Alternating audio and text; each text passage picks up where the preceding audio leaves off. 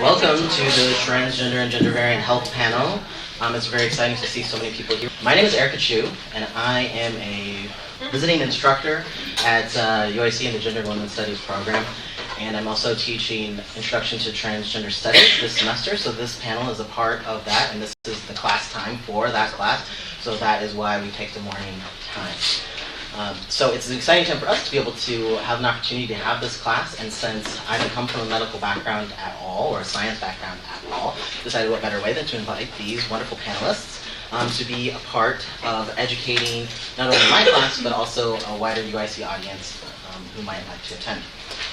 So my pronouns are they, them, their, themselves, although some students use he, and that's fine. And then I'm going to introduce some of the panelists. Margo is a medical doctor practicing adolescent medicine at John H. Stroger Jr. Hospital of Cook County. Caprice Carthans is the co-chair of the Integrated Community Advisory Board of the AIDS Foundation Chicago, and also a keynote speaker, correct, at the Philadelphia Trans Health Conference. Yeah. Philadelphia Trans Health Conference. Thank you. And Kelly Ducheny is a psychologist and director of behavioral health at Howard Brown Health Clinic. And Aiden Harrington is a nurse, midwife, and sexuality educator, healthcare provider at Howard Brown Health Clinic. And Shay Phillips is a Master's of Education graduate student at UIC, a graduate assistant at the UIC Gender and Sexuality Center, and representative of GAP Advocates here at UIC, an organization that helps UIC students navigate gender-affirming healthcare. So maybe you can join me in welcoming the panelists today. And just to give you an overview on what the format is for today, I've prepared a series of questions that we'll go through. If we get through all of them during the time allotted, we'll get through all of them. If we don't, we'll just enjoy the talking along the way. We will definitely have at least 15 minutes dedicated to Q&A, but we may have more if we get through the questions sooner. So my students especially, I encourage you to take notes. There will be exam questions. I encourage you to take notes, but also if a question comes up during the presentation, just jot down the question so that you can ask during the Q&A time. Also, I know a lot of people have class directly after this, so we will, even though the panel is going until 11, we will take a very brief pause at 10:45 to let those who need to leave. So if you would mind trying to leave at that time, that would be helpful for less disruption. I also wanted to note that this event is sponsored by UIC's Gender and Women's Studies program and the Gender and Sexuality Center, also PsyD at UIC. Special thanks to Missy Perletkowski, Jenna Morin for event support, and also to Stephanie Salgado and Ana Camarena for video support. And I also wanted to note that Jenna, can you raise your hand? That Jenna is a representative of PsyD, a student organization for folks who are interested in LGBTQ stuff. Would that be accurate? There's probably more of a description there, so you can talk to Jenna about that. But also representative of Queer Compass, which is for first year and transfer students, gathering space. So if you are interested in any of those things, you can talk to Jenna afterwards. One final note before we begin, there is a sign-in sheet for my students in the back, so if you can get to that before you leave, that would be helpful. Also, you'll notice these horribly taped things with an envelope below it. If you want information about the panel, such as the link for the video once it becomes available, you can take one of the links that are in the envelope, or you can take a QR scan thing to be taken to that link. All right, so that's an option. Okay, so now we can actually begin. And we're trying to share microphones here. So the first question that I wanted to ask the panelists was, when many people think of healthcare for gender variant people, they think of surgeries meant to enhance a person's ability to pass as a gender they were not assigned at birth. These surgeries and other forms of gender variant healthcare are often considered non-essential. How do you define essential healthcare for gender variant people? And what are some of the gender variant health concerns you focus on besides what may or may not enhance passing? So we'll just take volunteers to answer that.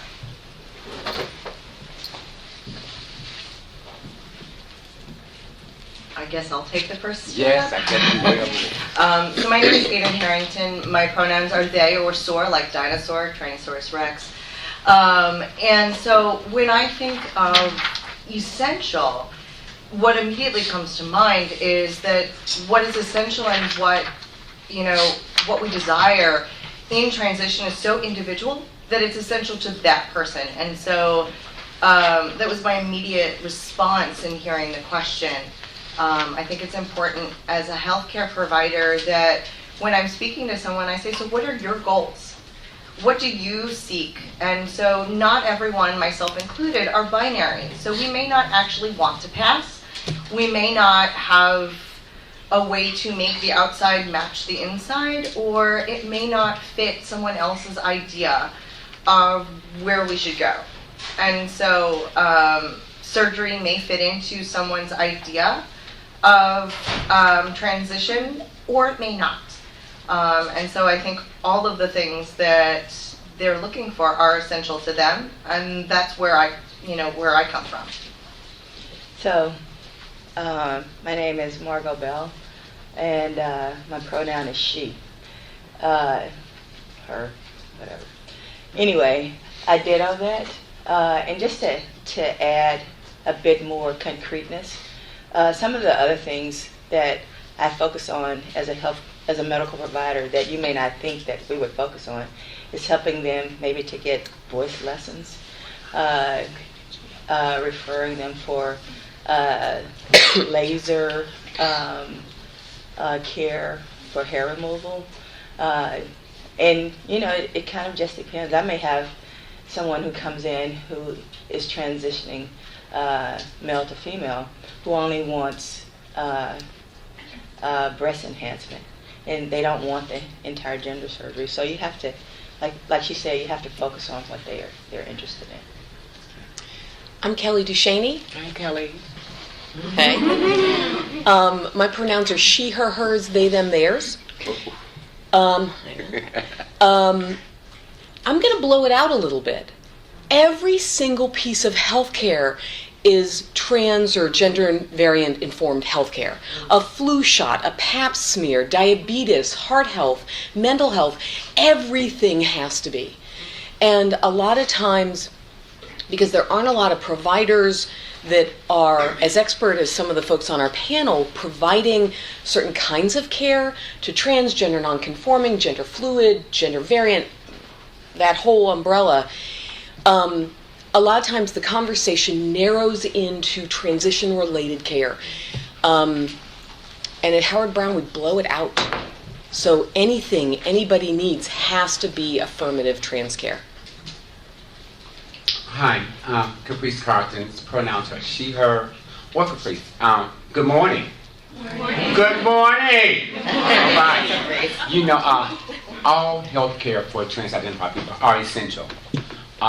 And what people, especially when we find providers who are culturally sensitive to what trans people want, in terms of passing is just a phrase, internally we are who we are within, am I my sister's keeper? Am I my brother's keeper? Yes, I am. And sometimes it's my job, it's my responsibility, it's my role to empower that particular person who may not look like me or sound like me or be able to, fluctuate as I do. But if my sister or my brother say that that's who they are, in their transition, in their truth, my job is to empower them with that. My job is to pass on those particular points that were given to me about makeup tips, taking the pencils and lining them up to make sure the blush is right. When it comes to healthcare, oftentimes what people think about is what's corrective and what's elective. And there are so many different dynamics because we don't use the term reassignment anymore, even though it's still billed as that. It's now called surgical intervention. That has a better ring to it. Yeah. Hi, my name is Shay Phillips. You can use any gender-neutral pronouns for me. I prefer things other than they, them, and theirs, but if that's what's going to be gender-neutral, I will take that.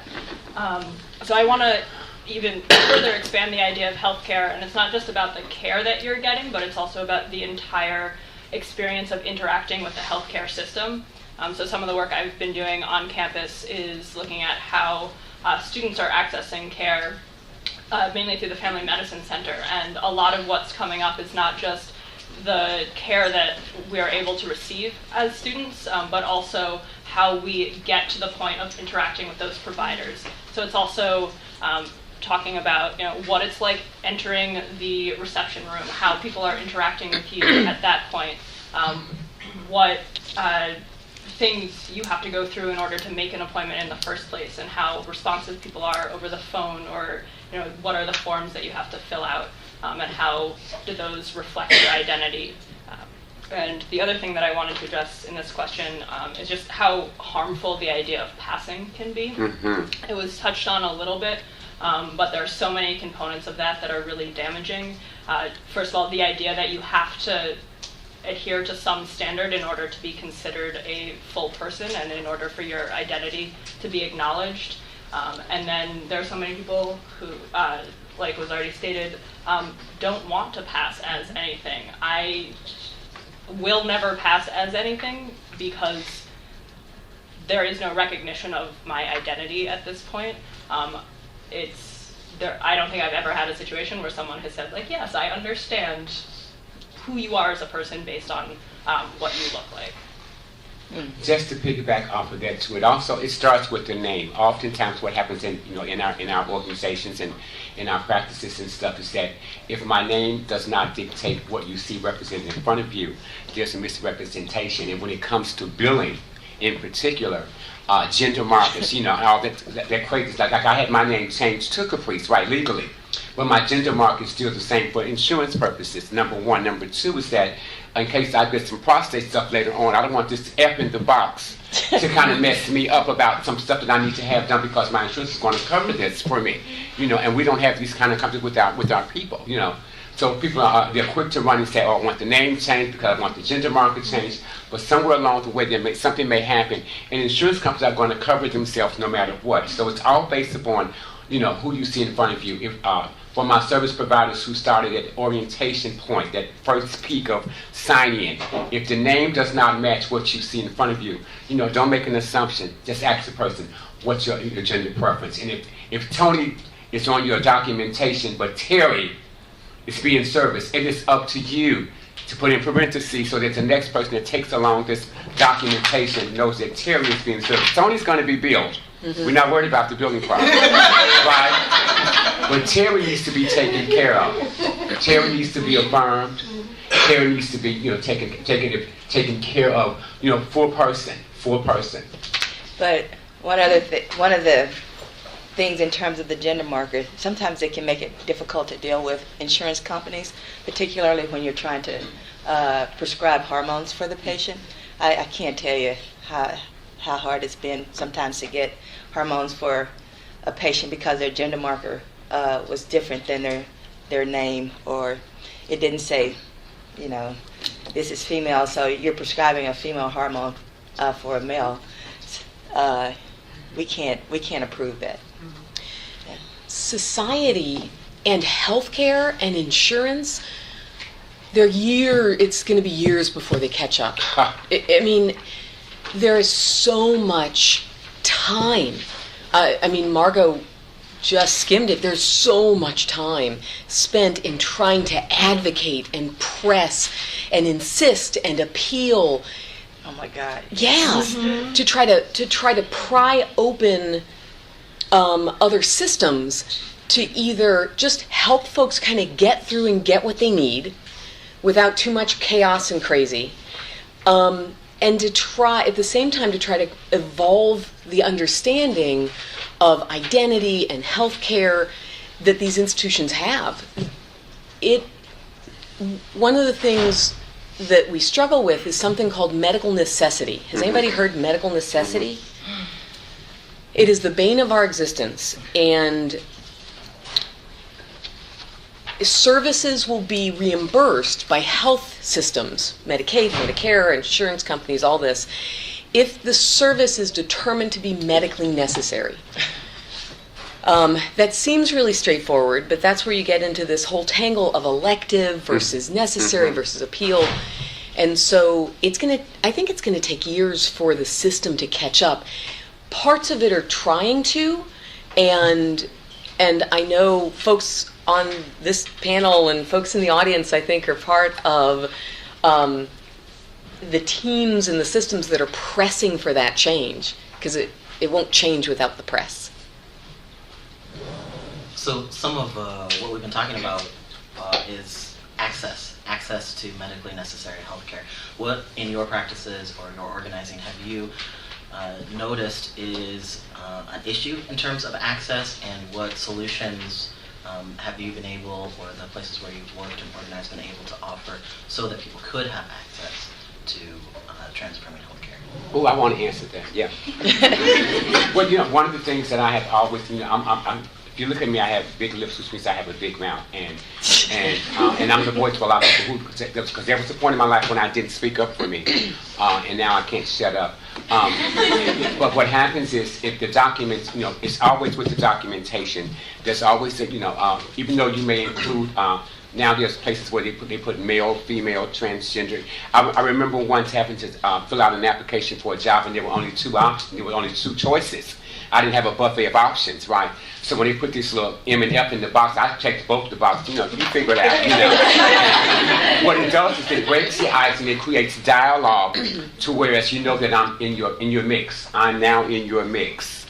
How are we going to deal with this? I'm an expert, I'm a professional, but now I'm in your mix. You need to recognize these two choices will not work for me.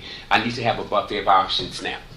So when we add these little pieces of documentation, transgender, M to F, gender variant, gender neutral, gender fluid, whatever, on these particular boxes, people can identify themselves somewhere in this spectrum. But once we do that, it's our job to make sure that people who take these documentations that run through the script of Medicare and Medicaid and stuff know that we don't lose these particular numbers. We don't just take these numbers and say, well, we identify them as trans, but we need to put them up with the MSMs or the HRH, high-risk heterosexual. So you lose the people when the paper starts to shuffle. Our job is to make sure that if this is what we've got documented, this is what you need to report. This is how we keep a track. This is how we make documentation that this is the numbers of people that we've identified, because they're no longer M and F. I check both boxes. Whenever it's just a choice for me, I'm checking them both. You figure it out. You figure it out. So you would think in a county system with a large number of doctors, there would be at least one provider providing trans health care. Well, that's been very difficult, kind of until I came along. And I only provide services to young people from ages 12 to 25. So after 25, what's a person to do? So that's been one of the issues in terms of the county system, finding an adult provider to take over their care after they've transitioned from out of care for me. So we've had to kind of be creative in terms of access for them, and had to push some doctors to kind of take this on or refer them to other institutions. Additionally, in terms of access, name change, identifying gender at the point of you coming into clinic, we had to make some changes there, and we've done that. Had to change restroom signs so that they are more inclusive of everybody. So we've made quite a few changes in terms of patients accessing health care. One of the things that's been hard to change is the attitudes of those frontline people who see patients. So we've been having to kind of work on that as well. We've gotten a lot better, but we haven't gotten there. And you would think in an institution as large as that there would be some kind of push to be inclusive of everybody. So at Howard Brown, I'm proud to be a part of the organization and came here from New York City specifically for the job, because Howard Brown really strives to increase access to essential health care. And we have a drop-in twice a month on Friday nights. We have a late night clinic where we've gotten folks coming as far as, I had patients from West Virginia, and we've had folks from Kentucky that are driving long distances just to get care from us. And so we acknowledge that people, the trans people have decreased access to insurance, maybe unemployed. So financial issues are a huge factor. Being able to afford hormones, which can be, $75 for a vial elsewhere. Howard Brown has an amazing collaboration with Walgreens where we've got a cash price where I think their hormones for 3 months is like $30. So, we really... Let me clear. After Aiden's done, I'll clarify what that program is.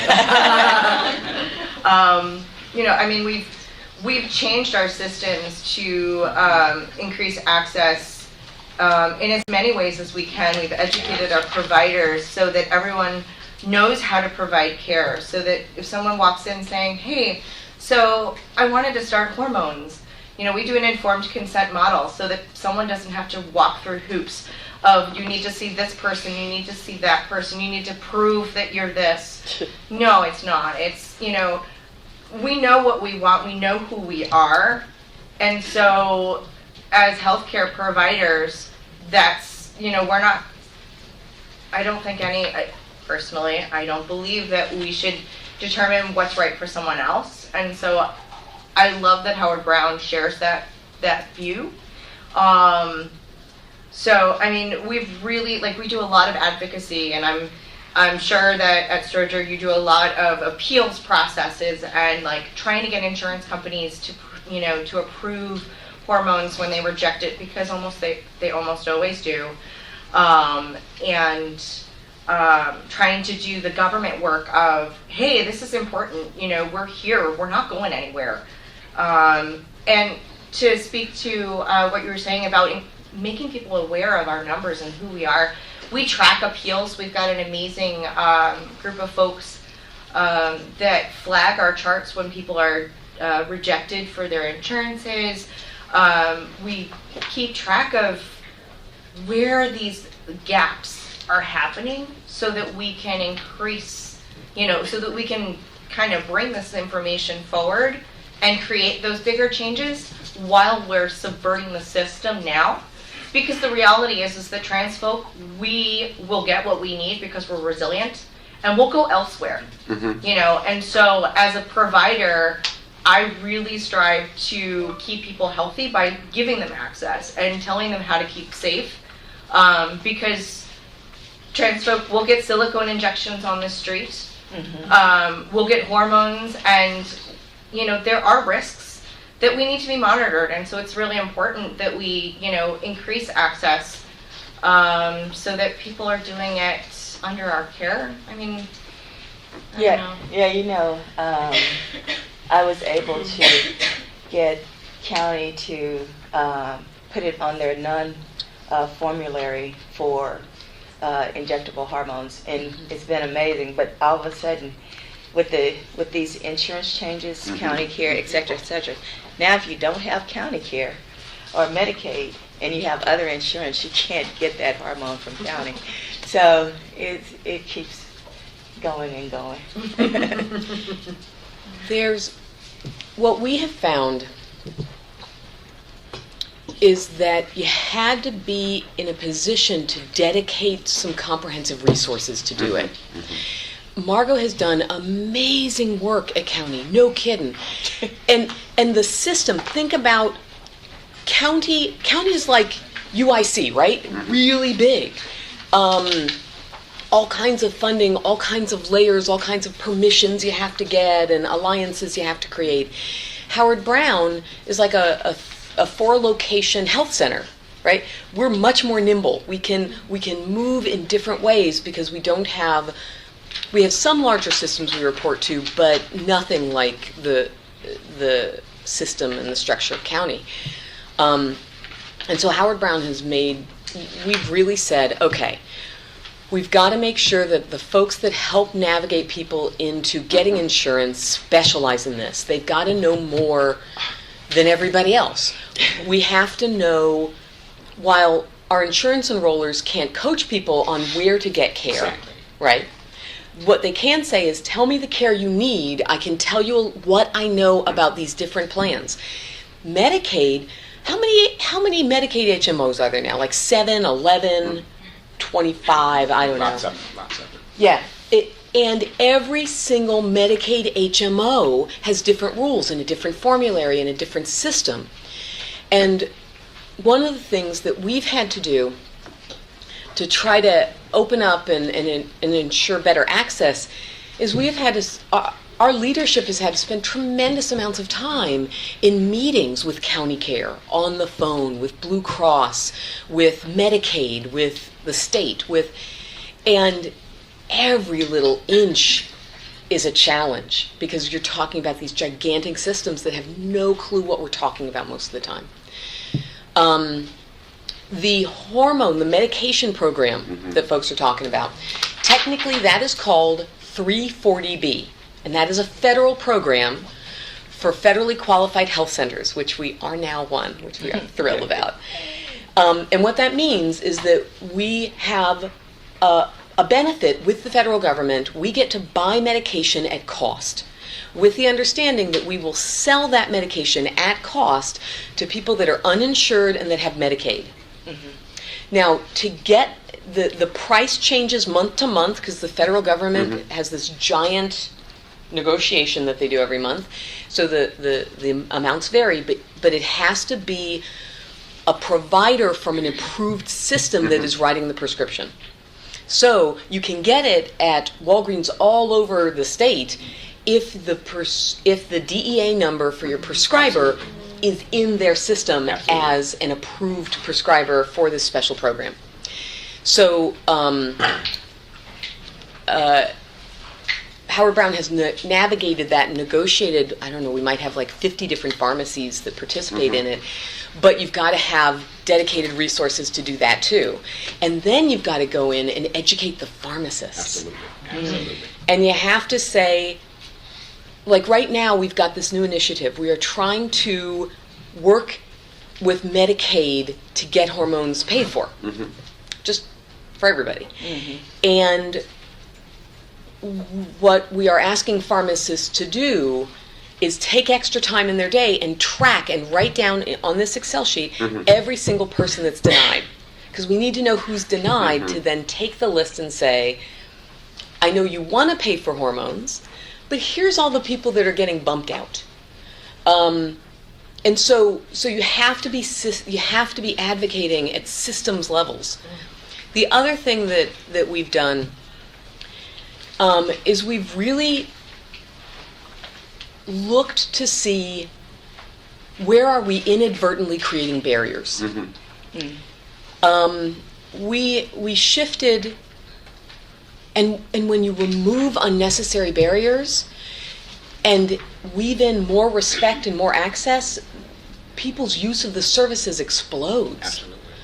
And so in 2010, we introduced an informed consent hormone protocol for folks 18 and up. And that changed what we did. There's no therapy required. You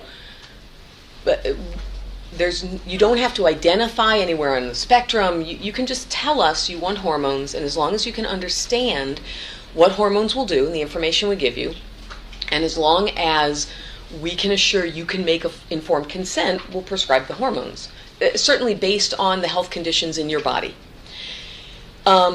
In February last year, we revised, it was a 3-step process. February last year, we figured out almost nobody, we knew the folks that were going to struggle making informed consent before they even shifted into the second step.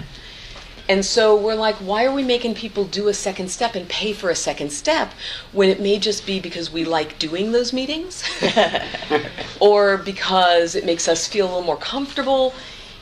No, we really looked at it and we worked with prescribers and our providers, and we all kind of agreed, we don't think we need that hormone advocate appointment. Let's move that out. And we evolved it to a next system that you may be able to get a hormones prescription day of. It may take an extra medical appointment, it may take more lab work. It's up to the provider depending on what's happening in your body, and your choices and their choices. But we had to actively press ourselves to re-examine what we were doing, because sometimes we were basing it on our comfort. You know, you were talking about the Affordable Care Act piece, and I took on the challenge of becoming an in-person counselor purposely to figure out what could I better do to serve my community. And what I found out was that many providers are under multiple networks, right? And if you like your provider, that's fine. But if they work on a certain networks, you know, you don't have access. So, and you're right, we can't suggest, because we're legally bonded not to suggest to you. So once the question's asked, what is it that you're looking for? You know, I have four digits that directly connect me to services that I can say, well, this is what's available, this is what's available. You know, oftentimes when people get that, signed up for county care or for Medicaid, there's another additional letter that comes to them that says, so here's your name, here's your Medicaid number, but you also need to choose a provider. And because they don't go back for their second appointment to talk to that particular navigator about who do I need to have as a secondary insurer, just in case this doesn't cover everything. You know, the question is, which plan should I take? I can't tell you which plan to take, but based upon your needs, you know, this is what's here. We don't have those conversations. That's true. You know, so my job when I went to D.C. and they were doing all these particular things, then we're going to cut county care out. We're just going to give people Medicaid because once Obama comes out, county care is nil. That's it. You know, you need to have Medicaid. So that's an upgrade. Wonderful. What else can I get to go with that? Blue Cross Blue Shield, yay, can I have that? Aetna, yay, can I have that? Yeah. And if I'm unemployed now because, you know, the grant closed up, Cobra, yay, give me that. You know, well, what else can I get to go with this? My job as the navigator is to find those resources within those particulars. When I go to the health conference in Philadelphia, I look at what other states are doing. And I look at what Illinois is not doing. What can I do to mesh those particular pieces? And oftentimes you'll see me in various places arguing, you know, about, well, why can't? What's the problem? What do I need to do? You know, and I take a couple people with me and they're like, okay, you know, I like my provider. But money is, you know, people like to get paid. It's always, you know, businesses, you know, healthcare is the big business now. So doctors work upon the multiple networks. So if my doctor is over at Stroger on Tuesday, you know, and my clinic is over on, 35th and Halsted on Wednesday with my appointment, I need to connect with my doctor over here. What network can I get under with my Medicaid? You know, we don't have those particular dynamics. So your navigator's not going to suggest to you to do anything, but once you have the conversation with your patient, this is what my needs are. I can tap into a system that tells me this is all the buffets that I have to select from. Y'all like a buffet? I like a buffet. Because I can be selective of what it is that I desire to have for me. We want people to shift into self-care. You know, Yeah. and oftentimes because we get people from that 11 o'clock hour to that 5 o'clock hour, we don't see that community at all. So now we create systems, you know, we do prevention work and all this stuff. Everybody does testing, so what? Good luck with the testing. That's wonderful. Yeah. But what about the community that go in at 5 o'clock in the morning? You don't see them anymore until 11 o'clock at night. We work from billable hours from 9 to 5. What about this community that's underdeserved, which is a large number, Dr. Bell, right? We know this because we've sat into ballroom scenes where people come out that we've never seen, new HIV numbers, all this stuff, but they don't get reconnected because we can't locate them. You know. And you know, a major point to that too is that in terms of the younger trans minority community, it's really hard for them to negotiate a system like that. So I think we have to figure out how to create, how to educate them about maneuvering the system and picking a plan. Okay, I'll give you a chance. Can I ask the speakers to stick their face right in the microphone when they speak as well? Okay. I'm going to try to do that as well. But you can answer this question along with this question that I'll now ask, which is, what major categories of policy change do you think would enable you to do your work better, or enable you and your colleagues to do your work better? So what major categories of policy change do you think would do that? So, like, my answer is going to kind of subvert all of these because I'm not a medical provider and I don't have a medical background. And here at UIC, we also don't really have the people on the system level who are creating these changes, which would be a first step in making things a lot more accessible. So just a little bit of the background of what's been happening here on campus. As of about 3 years ago, the campus care insurance added a trans healthcare policy to cover gender-affirming surgery and hormones, and that was essentially the work of one student who said, this is something that we need, and I'm going to keep fighting for it until that change happens. And there was a lot of resistance. It took a lot of time and effort over a couple of years in order to make that happen. And what we saw afterwards was that even though there was this policy in place, there was no infrastructure to actually allow people to access any of that care. So the Gap Advocate program that I am a part of now is helping students access that care. And that came out of someone's suggestion that this was something necessary, because in watching me and a bunch of other students try to access this care, it was a extremely challenging, difficult process. And we had the policy in place that looked really good, but no way to go about that because we didn't have the system level support. So we, instead of using the people in the system, we are attempting to change the system kind of from the outside, which I think is extremely challenging, being the person who's trying to access care and saying, here are all of the barriers that I'm hitting up against, and here's how you should change it. And when you say that, you have to hope that someone will listen to you at some point and just keep repeating it until someone does. But there are some definite benefits. We can recommend providers, we can talk about personal experiences with different providers and really help people navigate the system from that level of knowledge instead of what the system is allowed to say.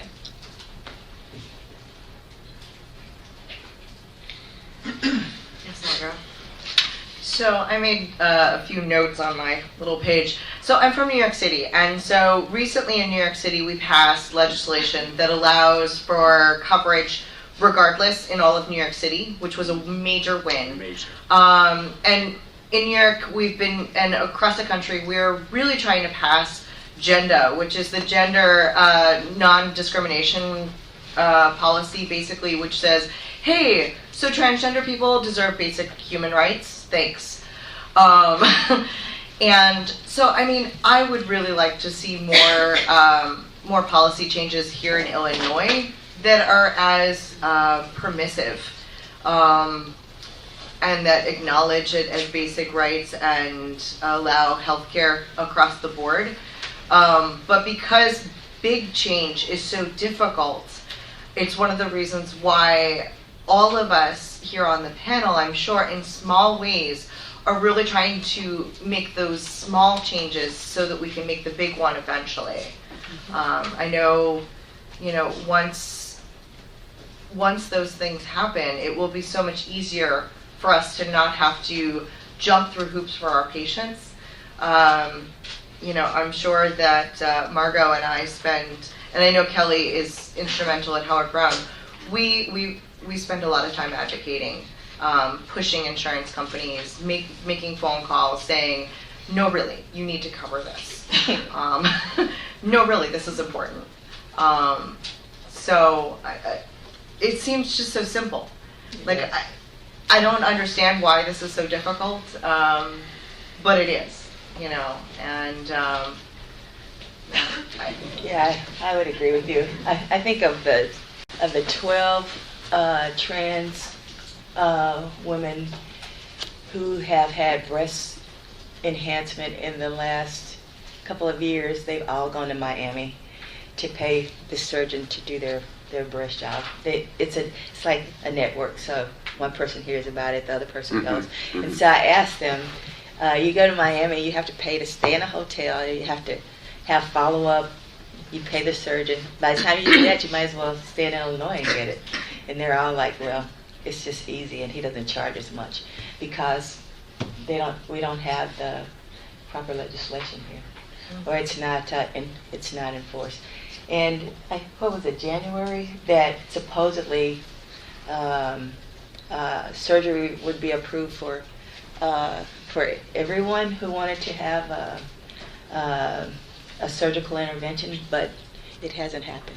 Yes, exactly. I know in last year at the Philadelphia Trans Health Conference, the year before when I went to Philadelphia, none of the girls had boobs. I went back last year, everybody had boobs. I was like, what happened? You know, and what happened was that they were able to get it through their health care provider, their Medicaid services. A lot of them were, you know, at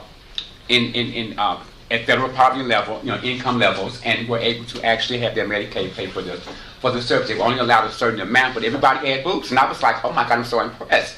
You know, but there's a new law now that says if you're federal, you know, because the majority of the women who are having surgical intervention are 55 and over, you know, and they have worked all their lives. No one wants to wait until they're that age to just start, you know, now to, you know, have this particular intervention. So now they're in New York, what they've done, they're allowing, if you've been working at your job for more than 5 years, you know, and you decide that you want to have it, they will pay 80% of the coverage. Wonderful. So we're trying to get Illinois to kind of, you know, pull in that particular space because, you know, no one, you know, people are challenged enough as it is. You know, we're doing co-payments, we're doing all these other things. So, you know, my job in advocating is to grab the next little young girl, look, hold this torch while I run over here, right. You know, stand here, represent, you know, ask some questions, come back, make sure you have the answers and stuff, and we do what we need to do. So you're right, you know, hitting those little smaller points makes a difference because at some point they're going to say, you know, we're tired of them knocking up. You know, if we answer one or two of them, maybe they'll leave us alone. We're not leaving you alone. They have approved the surgery for employees of county, Yes. but not for people in general. No. Yeah. Well, and then there's a double bind. They may approve the surgery, but none of the surgeons will take the coverage. Right? So even if Medicaid says, yes, we'll approve this, if none of the providers will take the Medicaid payment, then you're at a stalemate? Because it doesn't pay enough. Yeah. That's why you guys run to Miami. Yeah, I mean, there are a couple of other systems that are kind of on my radar. I agree with everybody on the panel that you got to be thinking individual people, then some communities, but you also have to be thinking really big. Some of the stuff that's on my radar are the diagnostic systems. So the DSM in psychology, psychiatry, and the ICD in medicine. And how, because to bill for it, you have to code it. Yes. And the way you code it and what it means, and so that needs some continuing work. The DSM did some revision recently, but it's just, it got to here, it needs to be here, so it's a little less pathological, but not all that much. So, and the ICD, the U.S. is, what, 20, are we like 25 years behind the rest of the world with ICD-10? Yeah. Right, so we're 25 years behind the rest of the world using our diagnostic system. We just flipped to ICD-10, which everybody else has been using for decades. And they're working on 11. 11's going to roll soon. International Classification of Disease or Disorder. I believe it's disease. Disease. And it's not I'm so old school. It's not literally a manual anymore. But it's the coding system you use to assign any health service a code for billing and reimbursement. So for reference, like if you come in and you're seeking hormones, the change is no longer, like we no longer code it as gender identity disorder or gender dysphoria. Most providers would put it as endocrine disorder, not otherwise specified. I don't remember the number for it, but that's what gets classed. And so that change has been made consistent with the WPATH, which is the World Professional Association for Transgender Health, which has the standards of care, which has been fighting for helping to standardize how folks are treated, and the hurdles that folks need to pass through. for information, like, so top surgeries, typically a medical provider, and, you know, only needs to really give the approval. I don't think you need to have multiple folks say, yes, this person, you know, can pursue this for gender confirmation. It's only, you know, but that may not be the case across the country, despite the fact that that is a standard of care by WPATH. You know, and that's yet another, you know, hurdle that folks have to cross in other areas where providers aren't as culturally competent or not as aware. Bottom surgeries typically do require a medical provider and a behavioral health person because it's such a major surgery. Well, some systems 2 mental health letters. Yeah. Yeah, that's true. Some systems require 3 letters total. Right. So Well- I want to. I was just going to say, one of the surgeries that I've been able to get through at county is orchiectomy, removal of the testicles, and we found a way to code that so that it's approved. I haven't been able to get anybody chest surgery or breast enhancement, and definitely not gender. Vaginoplasty. Yeah. I want us to try to switch gears maybe a little bit. So we've been talking a lot about transition-related care, so I want us to maybe consider the other kind of health work that we advocate for or that you provide. So the question that I'm looking at right now is number 5. It's reported that there are enormous health disparities between cisgender and gender-variant communities. What does this look like in your field? For example, specific statistics on HIV, addiction, obesity, anxiety, or suicide attempts. And you know, some of my students have been reading this week about how those disparities increase like astronomically on basis of race, as well as income level and maybe past trauma such as being attacked or harassed by police. So can you maybe speak to some of the other health issues that you work on with your clients? Go for it, Kelly. Have folks read the Grant et al. Study from 2010, 2011, Injustice at Every Turn? All right, that's a pretty amazing resource. Did it come out of the Transgender Center for Excellence, maybe? It is a national survey, one of the largest for transgender non-conforming adults. They probably got like 6,500 people to respond. They just did a new survey about some of this, and they had at least 12 to 13,000 people signed up and ready to take the survey. That data I think that'll take some time to come out. And I'll just talk about a little bit of the mental health stuff and then kind of defer for some other medical stuff. In the last most comprehensive data we have, trans and gender non-conforming, 40% of people had attempted suicide. That's in the general population. I think it's 6%, 6.5, something like that. That's astronomical, and that does not capture the people that were so effective that they completed. So you know that's an underestimate. Depression, anxiety, what mental health stressors and mental health symptoms wouldn't increase with constant microaggression and constant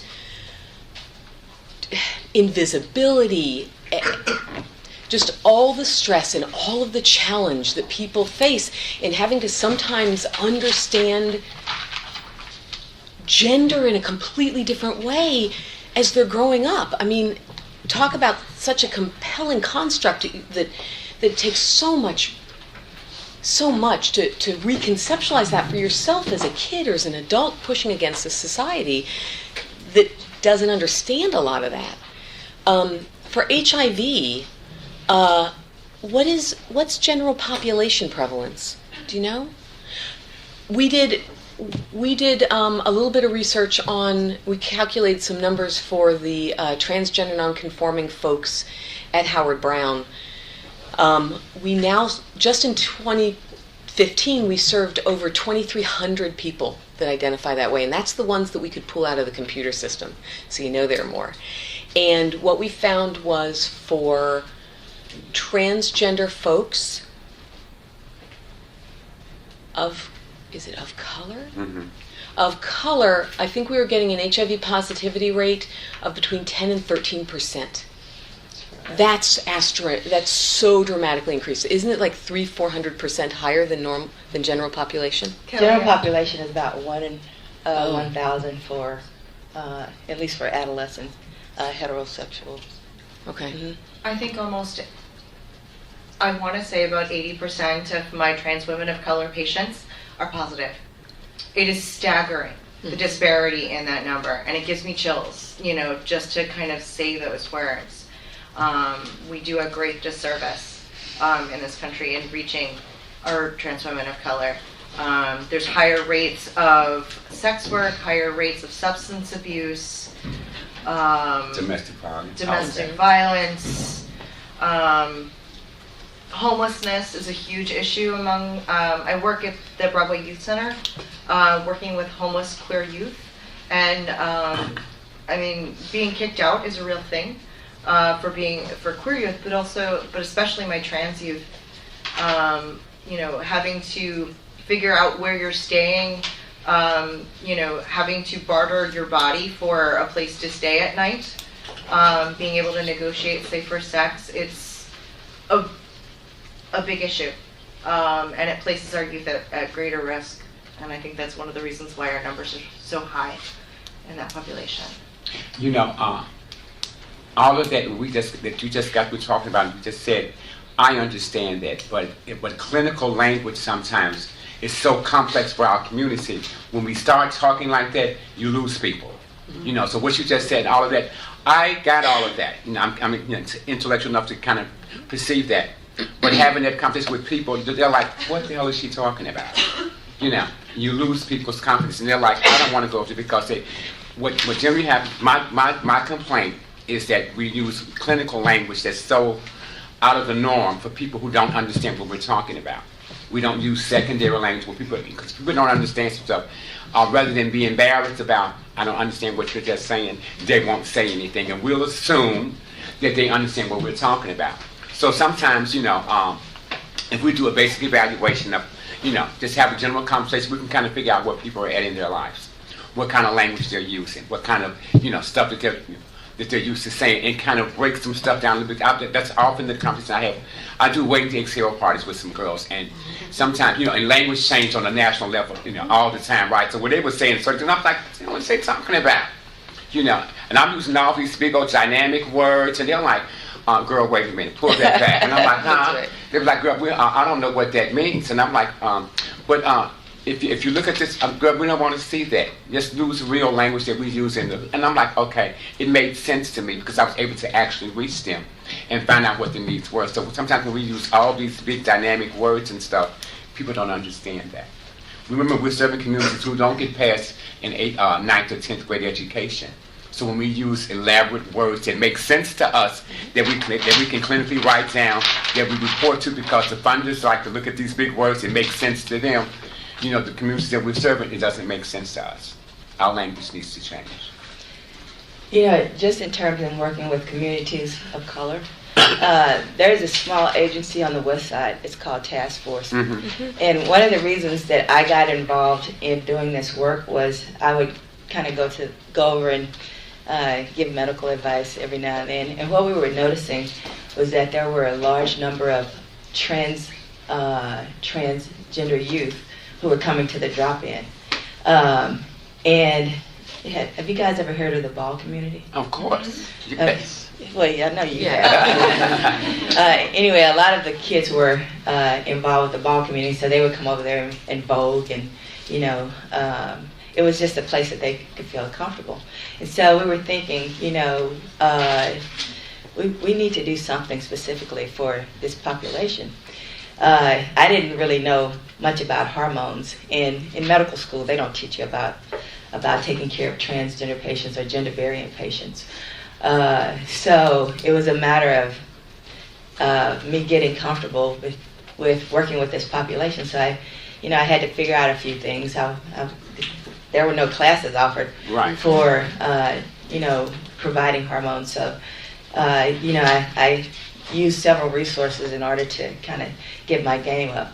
And so I started kind of talking to them about hormones and seeing what we could do to provide hormones, because a lot of them were getting hormones off the street. They had the Mexican shot, the German shot, every shot you could think of, and I was like, this is pretty dangerous. And then they were doing other things that would put them, at risk of getting HIV, STIs. They were homeless, jobless, doing a lot of sex work. And so we wrote for a grant. We got a little bit of a grant to start at least seeing them and providing some services, but it didn't cover hormones. So I was like, how am I going to cover hormones? So I bought some hormones, and I would basically give them the hormones for $5. But they would have to kind of go through a process. So my plan was to kind of shift them into the county system, because nobody had health insurance. So we kind of had to figure out how to do all of that. And what we found was that the community, it just started growing, because they heard Dr. Bell gives hormones. And that's what they want, is the hormones. Before they'll get their HIV care, you got to provide hormones. Because there's just something, it's just something that makes them feel better about themselves immediately. I remember giving a hormone shot to one of my patients. She was going, oh. Right. I was like, you okay? She was like, oh yeah, I could just feel it going in. I feel different already. So providing hormones is very, very important to this population. So anyway, as a result of starting that little clinic and engaging those youth and kind of stepping out of the box of being that hospital doctor and being someone that they could see kind of cared about them and was willing to learn more about their care. And trust me, they taught me how to care for them. It wasn't a book, wasn't anything, wasn't going to these conferences that did it. It was the patients who really taught me how to provide care for them, because I had to learn who was trying to pull a game on me. All that was really important. And eventually, we were able to create a clinic at Stroger for this population. And we got more and more people into care, more and more people on insurance, able to provide hormones, made changes as a result of, the kids coming more. And now on Thursdays, today as a matter of fact, it's primarily a transgender clinic, a transgender population who comes to clinic to see us. We still have that little drop-in on the west side, and I go over there because we got new kids who come in all the time, so they can kind of get familiar with the face and feel a little bit comfortable in getting services from us, because they have to be comfortable with you in order for you to engage them into care. You have to build that trust with this population, not just for transgender youth, but for gay youth in general. You really have to provide them a level of comfort, particularly in communities of color. People generally want to do the right thing. Yeah. And oftentimes we don't give them those opportunities to do the right thing. So when you when you go outside of the box and say, you know what, I know this is what, my restrictions are, but you know what, they need me. What can I better do? And and people will tell you, this is what I need to have from you. And you like you said, you figure out, okay, I can't let you play me today on this one, because that $5 could go to someone who really, really needs it, And that whole community is a whole different set. It gives you access to other stuff. Yeah. It gives you access. It's amazing. And the ballroom scene initially started in New York. I lived in New York 29 years, and it initially started when there were kids who were getting kicked out of their house for being LGBTQ identified, and there were house mamas and house dads who said, well, you can come and stay with me, but you're going to school, you're going to come and you're going to do your homework, and you're going to be a part of this house. And then initially, they wanted to express themselves, so voguing came, Madonna made the Vogue, they started voguing, then the competition started and all. So that's how it all initially started. So now the houses are known to do certain things. One of the things that has been implemented a lot into houses is HIV care, because a lot of the particular communities, wind up, being at risk for some stuff. So when they generally move into these particular houses, we want to make sure that they're not violated. that there's no trauma. So they already, we want to re-traumatize them over and over again.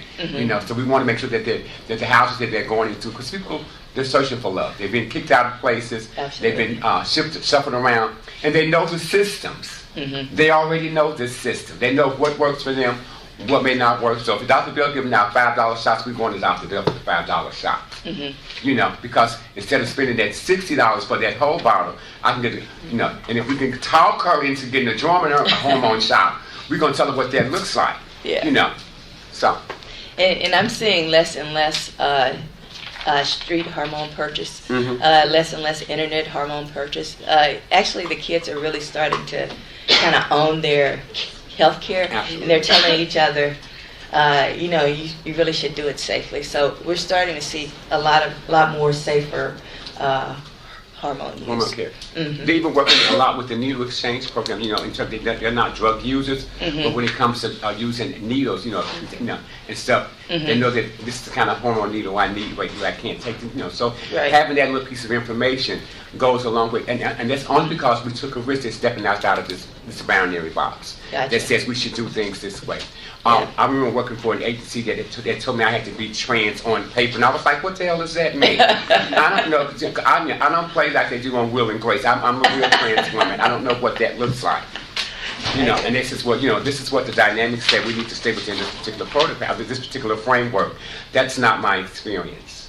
And I think as medical providers, if we actually work directly with like houseball parents or whatever, they learn to trust us in a different way, and they're more likely to have their kids engage with you, or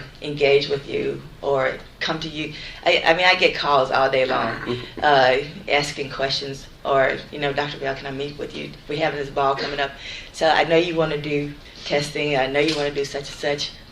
Can stuff like that. So it's really important that we step out of the box. I wanted to just add, in addition to the limitations around language in terms of accessibility in communication, there's also a significant limitation in that when we talk within the medical model, it's really only recognizing the impacts that are somehow diagnosable. And there are so many things impacting trans and gender non-conforming people that don't fit into those terms and those diagnoses. And so again, I am not coming at this from a medical background. I work with youth primarily, and right now with students on campus, and the things that I see are will never fit into that medical model. There's a whole lot on campus of not being able to go to class because of how these experiences are impacting you, which results in withdrawing from classes and failing classes, or not being on campus in the first place because you weren't comfortable in high school or middle school or wherever it was, so that you don't have access to college in the first place, which is also limiting access to healthcare in general. And for me personally, one of the things that impacted my entire life was not being able to express anything about my identity because I didn't have the language for that, and no one else did either, and no one was willing to engage me in that conversation.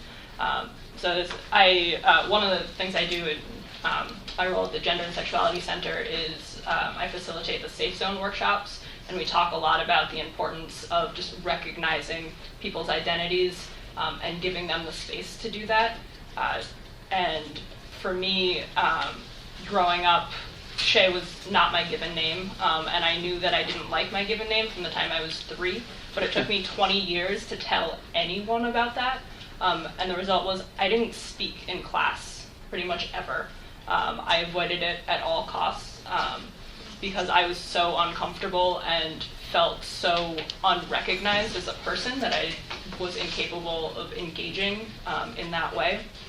And that is not something that can ever be diagnosed.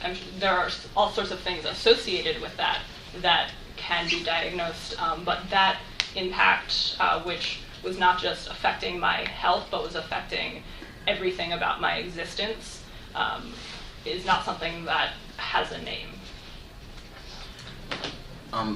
If I could just piggyback off of that, something similar, I guess, similar anyway, has happened for me too, and I wanted to relate that to kind of just some regular medical care. I have high cholesterol, I guess, and it runs in my family, but I only found this out after doing blood panels related to hormone treatments. I also avoided, the pap smear routine like the plague, because I'd had a bad experience with a provider who wasn't even aware of gay stuff. And so a lot of gender variant folks don't get treatment for just regular stuff, which will accumulate and harm them. And also when it comes to mental health as well, I went through 6 therapists before I found one that seemed to have some competency in non-binary identities, or at least some openness to trying to learn.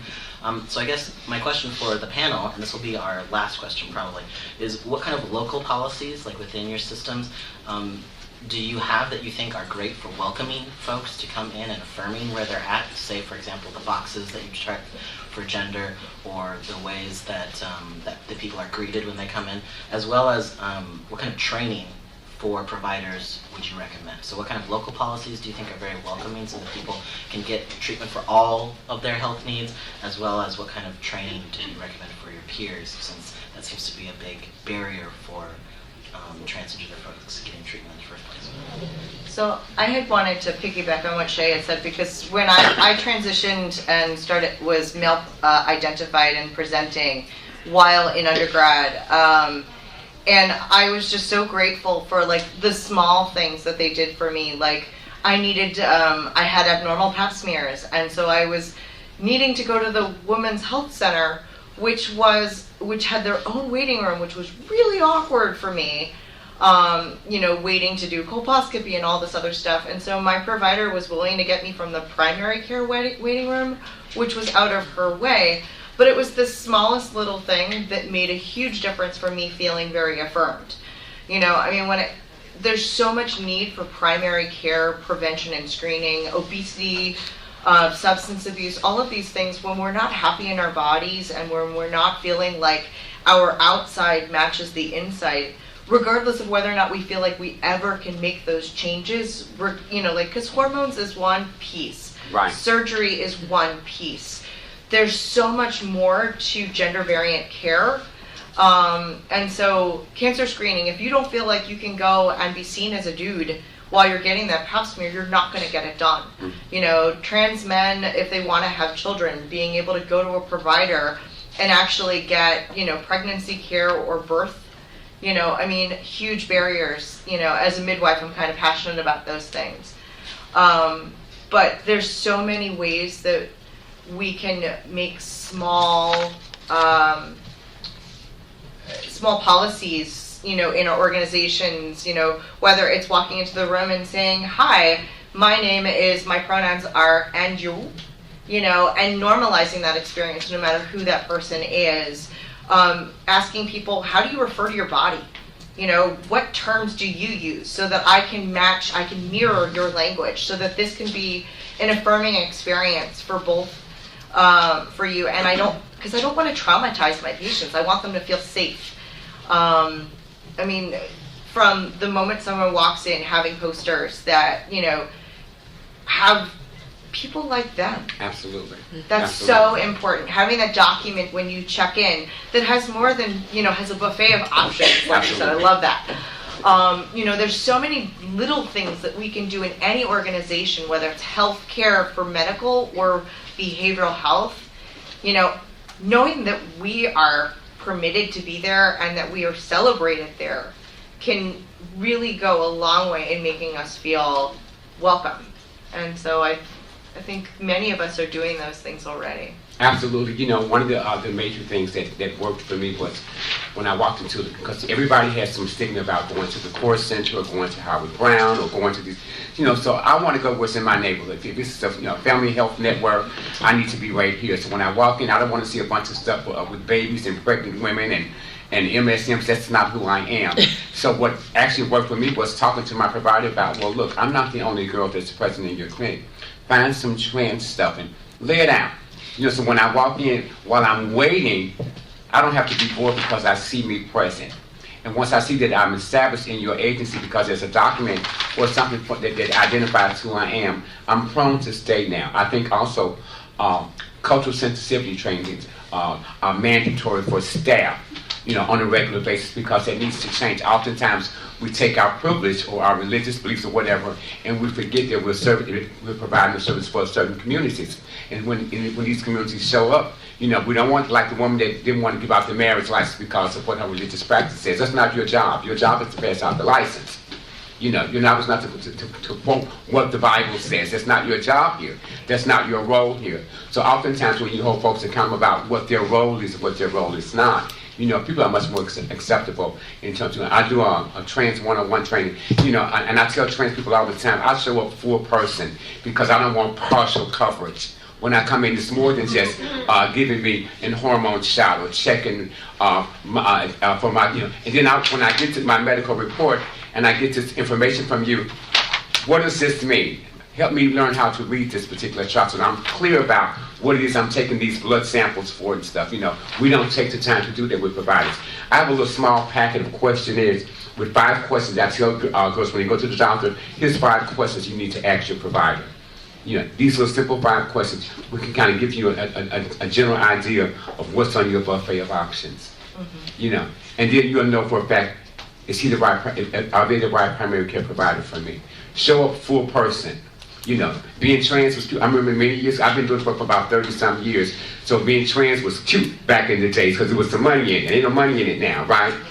It's no coins in it now. I do it because I enjoy the work, because this is who I am. I want to just, you know, keep the mantle, keep the fire burning. So when I show up full person, I expect full person services. I don't expect partial services. Now, I tell you this, when you show up, you know, holistically, full person, you know. Allow people, you know, this right here, I control all of this. Once you're invited into this particular space, this is how we're rocking. And if we rock this way, we're cool. But in the meantime, people enjoy this experience. This is all this is. That's an experience. And I think and it's you're an right. amazing experience. I think you're right about getting all of those things in the training. And the fact is that everyone needs that training. Everyone. From the person at the front desk to the lab to the provider, everyone needs that training at start and continuing. And that's how we get there. You know, by making sure that everyone, whether they see a person or they talk on the phone or they're just pushing papers, everyone needs that training. And then we can see that. I'm gonna let the other presenters answer that question, but I already feel some unrest in the room because that magic time is happening. So if you have class next and you need to step out right now, can you please do that right now?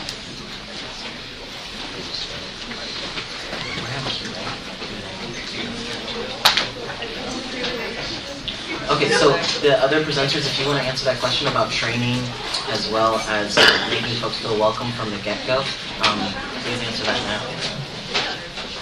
Yeah? Okay. So, the county system is a huge system. And I don't know how we would implement training across the board, even though we're starting to have discussions. But one of the things we've done specifically in our clinic where we definitely see gender variant clients is to... Sorry, can I interrupt? Folks, if you would mind, just please being as quiet as possible, thank you. Okay. Is to we put a resource person who's trans-identified in our clinic who comes once a week so that we can have our clients discuss certain things such as getting your ID and have them help with other resources in terms of helping that client to get through some stuff, get through some things, and that's worked out great. And that person also sits in the conference room with us and kind of answers questions for our residents, talks about issues with our residents, as well as the nurses in our clinic and the front desk people. And that made a huge difference. When clients were first coming, you know, you would notice that the front desk person might snicker or make a comment or give a look that was that was not acceptable. And a couple of clients, of course, called them on it. And so now they come, it's like, it's just anybody coming. So it's made a huge difference. And those are the kind of things we want to try to help to change across the board at our institution. So.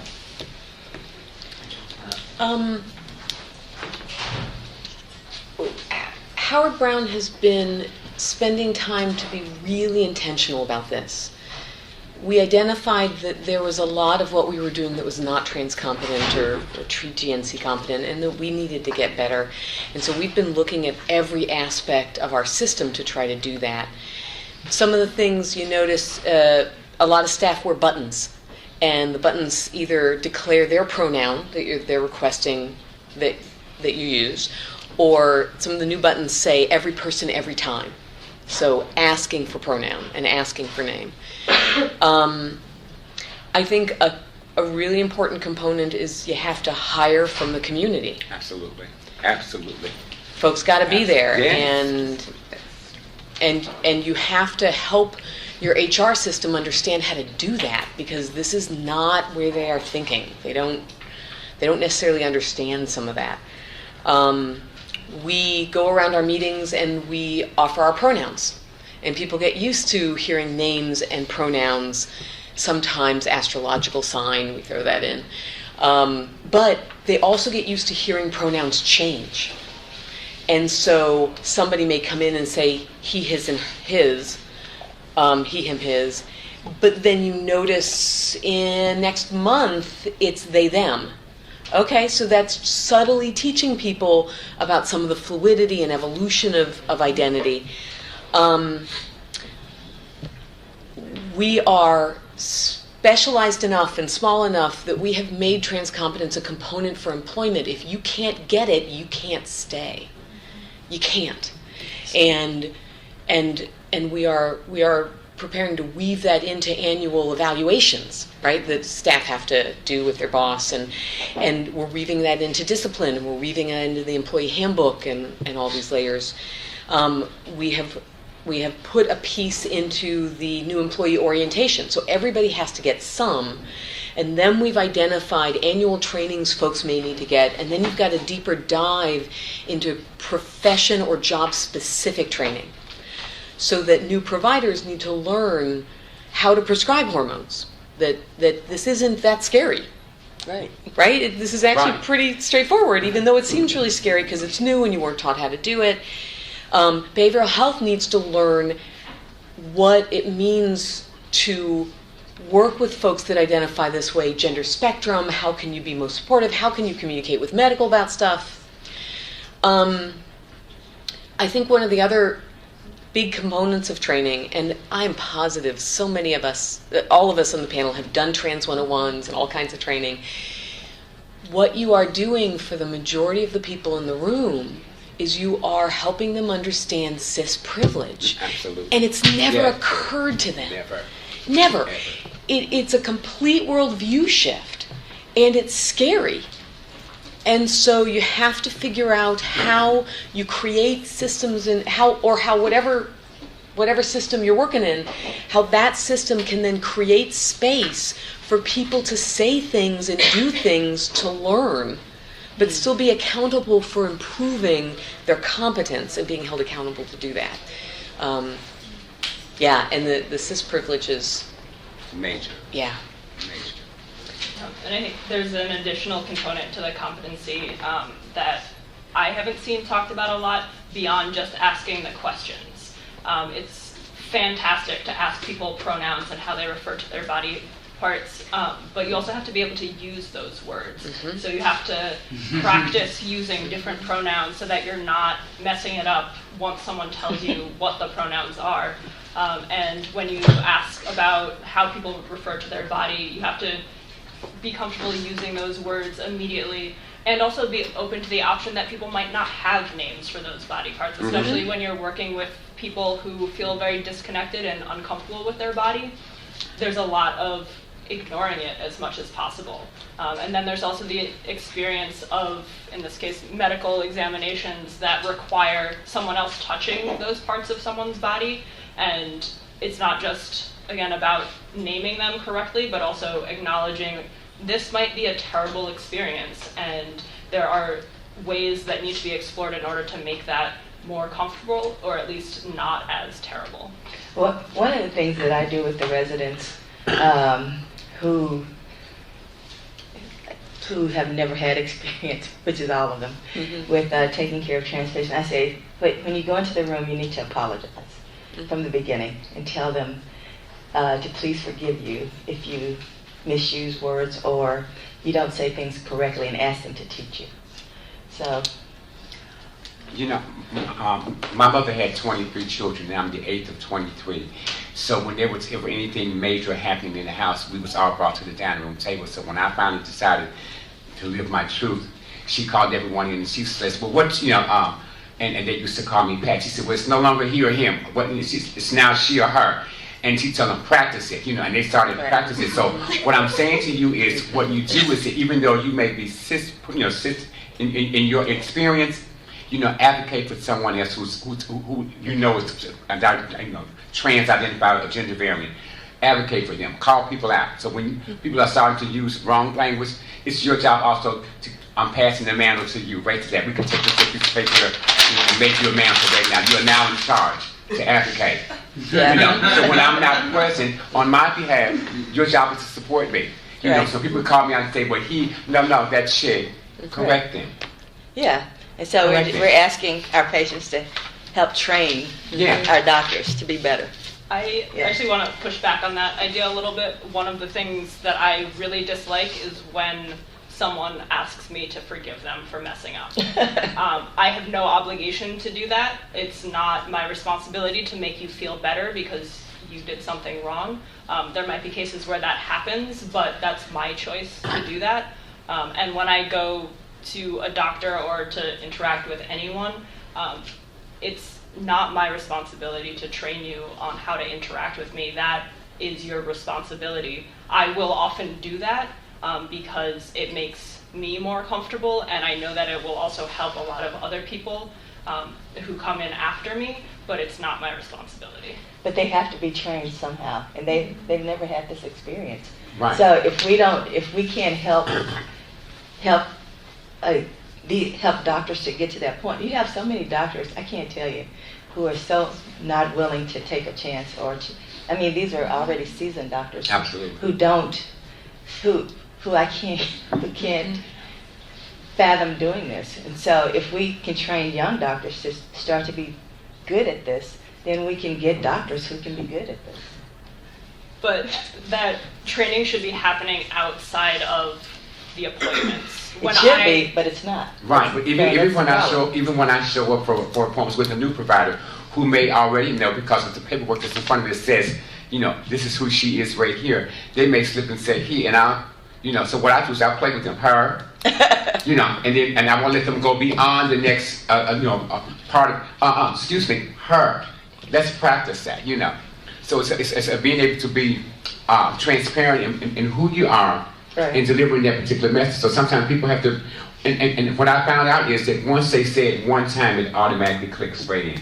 And until medicine changes, we've got to train these doctors some kind of way. I think what Shay, and I agree, like I think as someone who is both a provider but also as a trans-identified person, the patient doesn't want to bear the burden to teach their provider.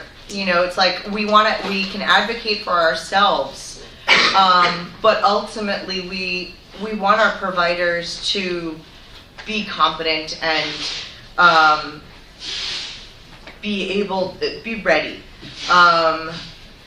and not say, okay, so what are your needs? So I don't know anything about trans people. You know, like do a little bit of homework. I don't mind. Like I think as a patient, I can appreciate that, you know, there's a learning curve, but I don't want to have to teach it. I wouldn't want to have to teach, you know, my provider everything, and so I expect that there's going to be individual things for them that's going to be different than anyone else because we're all special snowflakes. But I should come to that exam room with some knowledge. Yeah, I'm not saying that you don't come with some knowledge. I'm just saying that, you know, as a new learner, Privilege you're mistake. you're bound to make mistakes. Oh, yeah.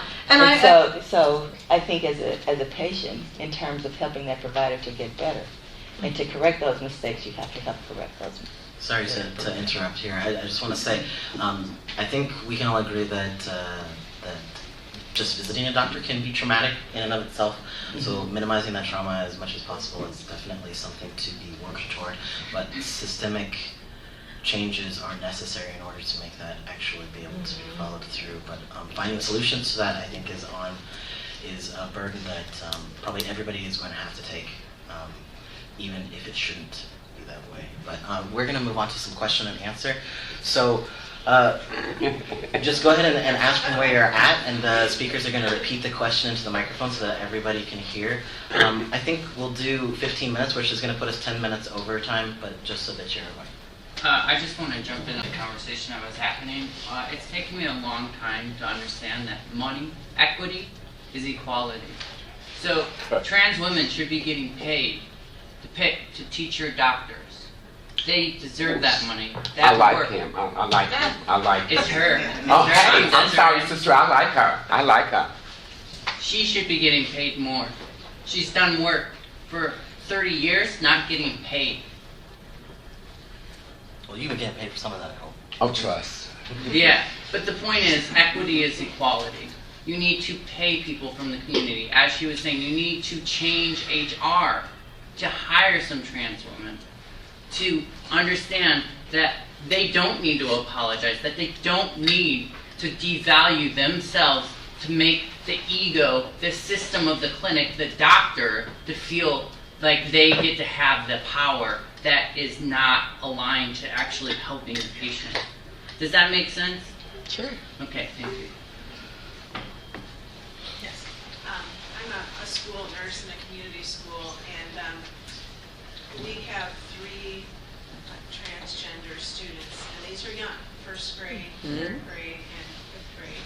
We have some in the middle school, so we came here because I did a lit search to find out, okay, this is how I can be a liaison for this person. Can somebody please, is there anything written about how to provide culturally sensitive care? And there's nothing. You go to any journal or you want to look this up and there's just nothing there that's really substantial that gives you concrete interventions for this age of child. And we believe really strongly that you have to intervene at that point because of these suicide rates, because of Shay's experience and how she got to this point in her life. I'm sorry. Not she. Sorry, I'm sorry. See, I have to work at it. And that is something that there is a student in our school who has specific pronouns that everyone's having difficulty accepting. So one thing I'd like to hear you comment about is, and one thing that we're here to work on is we want to get the word out. We want to start working with teachers, with school administrators, with people in the public and the community to shift our kind of care. Educational care and also medical care, because we do provide quite a bit of medical care in the schools, and making it an inclusive place and a safe place for our kids, because if we can provide them a level of acceptance and really just the care around them is so important to how they grow, how they interact with their educational environment, and where they're going to go in their future. So this is about their future and being happy people and productive people.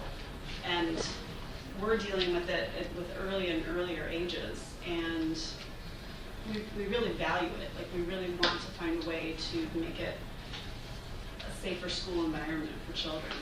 So if I can just try to restate the question. For the microphone, that you would like to hear the panelists comment on resources for interventions for schools and younger age children. And also interventions for what is helpful from your experience, or what could be helpful to make you feel safe in a school system, to help you to integrate into a school system, to not be feel barrier from, what language, it's very helpful to hear how you want to be approached in a clinic visit, how you don't want to be approached in a clinic visit. So also how that translates into the community. We provide a lot of direct service healthcare in a community setting, and we also have this ability to integrate and cross a lot of professional, I guess you would say, barriers. So how schools can respond to making trans and gender variant or potentially trans and variant students feel safer? Really quick, at the conference last year, I stumbled into a classroom with a lot of parents of young trans-identified individuals, and they were all cis-privileged, white, and I was like, wow. Okay, so I was on the chocolate chip in the room, and the conversation was, they were saving up all this money for college funds and so forth and so on, and oftentimes what happens is we overanalyze, we overthink the entire thing. It's a real simple. At that particular age, when I was a baby queen, it was a very young experience. I knew who I was early on, and all you have to do is support from what you already know. That's it. Don't overthink it. Don't put too much into it. It will work out. It will work. All you have to learn how to do is use those particular if you got the pronouns and stuff already into play, practice doing those particular pieces. That's the support, because at that particular age, they're still in that formative stage. They're still at that training age. You know what I mean? So you're overthinking a lot of this. You're trying to create dynamics that are not even there yet. Those things will come into play, but you'll learn as they're going, because that trans person will wind up learning some things on their own that they'll wind up bringing back to you and say, hey, look, this is what I'm experiencing right now. What can we do to hit this particular mark? Right now, they're at that formative age, so don't overthink it. They've already identified a certain way, and you're learning to do those particular pronouns. Practice that. That's all you need to do for right now. Everything else would kind of work itself out. Sitting up in that room around all those parents, they were like, well, is the school LGBT friendly? Who cares? The gender neutral bathroom, who cares? If you gotta pee, you gotta pee. You know what I mean? Sometimes we generally find out on our own how to make things work as a person. We invite people into our experience. People are generally curious about our experience. Once you invite them in, they'll generally find out she's not that much different than I am. There's not anything particular different other than she is who she is. I just need to learn how to say her and respect her from where she's at. That's it. I think there's a lot to do. You just haven't found the resources that are out there. They're out there. We can get you connected to systems in schools. We can get you connected to books and to journals and to zines and to documentaries and to materials. Kids are identifying. Let's be real, kids have always identified young. I mean, they just haven't always had this much accessibility to information confirming and affirming the fact that they may not be in either of these binaries. The professional literature is a little scrambled. And so there are different models of working with youth that young, and there's some comment in the field about that approach could be damaging, but a lot of folks are doing that, but what about this? I mean, stop up at the end. We can get your contact information and we can start routing some resources to you, as well as get a consultant. Seriously, hire somebody to help you think through how you want to do this in your system with kids that age. Okay, sorry, I'll give you 1 second, but since we have such little time, let's try to make our comments as brief as possible and the questions as brief as possible. Sorry for the lack of time. Go ahead. And I think before accessing any of those resources, it's also important to reframe what you're trying to do. This is not a situation where you are intervening for the student. The intervention needs to be on the school-wide level because that's where the problem is. And I would encourage you to really kind of focus on the fact that no exceptions. Pronouns are important, and it's as simple as like you saying, "Hi, my name is Jane," and someone walking up to you and saying, "Hi, Barbara, how are you?" You know, like it's as integral as your name. Those pronouns really define who you are, and so while it may be challenging to reteach yourself on how to view someone, it is the major difference between someone feeling seen and being invisible, or worse. So it's the smallest thing that you can do, but system-wide, across the board, no excuses. Yeah, it sounds like it can be just as simple as respect and being called what you want to be called, but then there's a lot of other complicated issues that will definitely help but may take a little bit more time to implement. All right, other questions?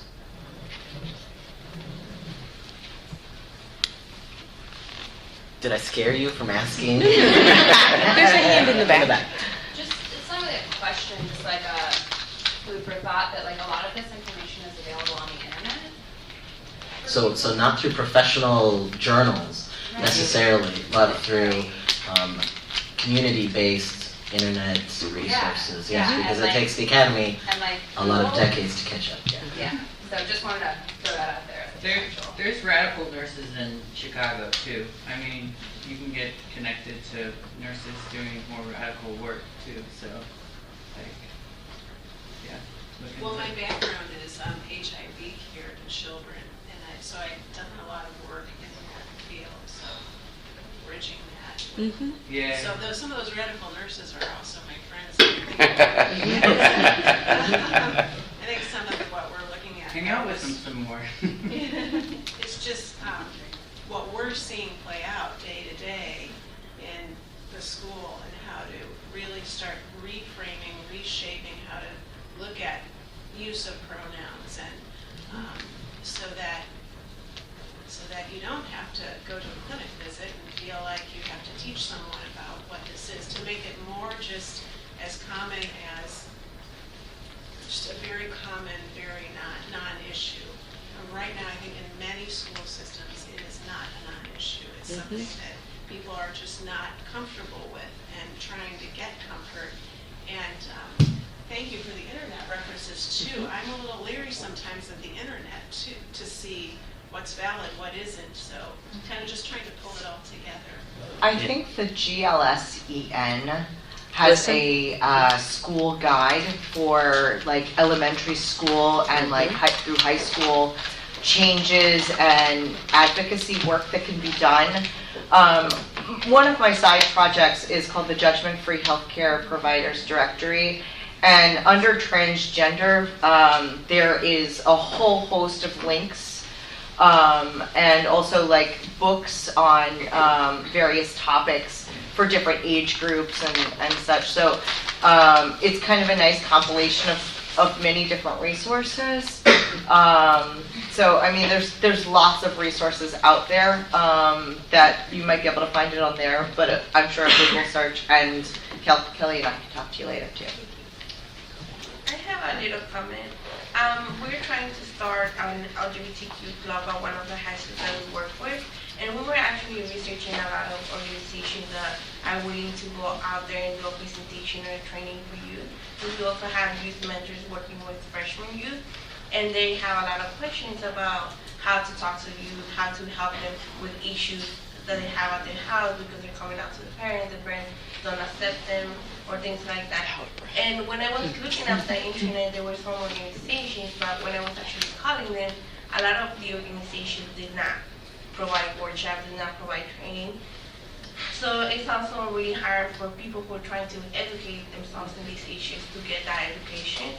So sometimes when you ask someone questions and they don't feel comfortable answering those questions, it also creates a kind of barrier. Like I'm asking, let's say, as someone that identifies themselves as gay, like how was your, how do I refer to you? And they're like, they don't answer you, so it also makes you scared to ask another person. So I think that there should be that kind of understanding out there too. I don't know if you guys understand my comment, sorry. Kind of went all over the place. So I think that is actually part of the beauty of using the internet as a resource, because it is extremely valuable to get those personal experiences, but when you're directly asking someone, similar to when you're asking someone to educate you in a healthcare setting. You're putting them on the spot, and they have not said that they were willing to do that. But a lot of what is on the internet, which is not considered valid in academia, is those personal experiences that people are willing to share, and they have chosen to put themselves out there, and we can all learn a lot from that. Thank you for that. I think just as kind of a way of wrapping up, the internet is full of so much, though. It's hard to figure out which is trustworthy. So that's why it's important to try to connect with real life people who have connection not just to a small group of gender varying people, but maybe to a larger group of gender varying people. Because you may go through one training, and it's a really great training, but it's not going to work for that particular client. So it really does. You do have to ask individually for assistance, but doing so in a way that respects the fact that each person is different. This person isn't just special because they need some different treatment. So trying to look at the way that each individual is different. So I guess as a way of closing, I wanted to thank everyone for being here, the panelists most especially, but also to leave us with a challenge that even though we may consider ourselves really knowledgeable about the ways that gender variant people should be treated, maybe because we are gender variant, I think all of us, myself included, stands to grow, especially as identities shift and change, and each individual is very different. So let's thank our panels for being here.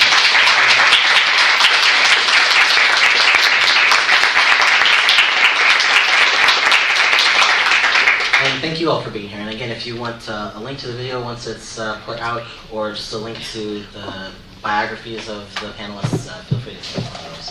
Thank you again.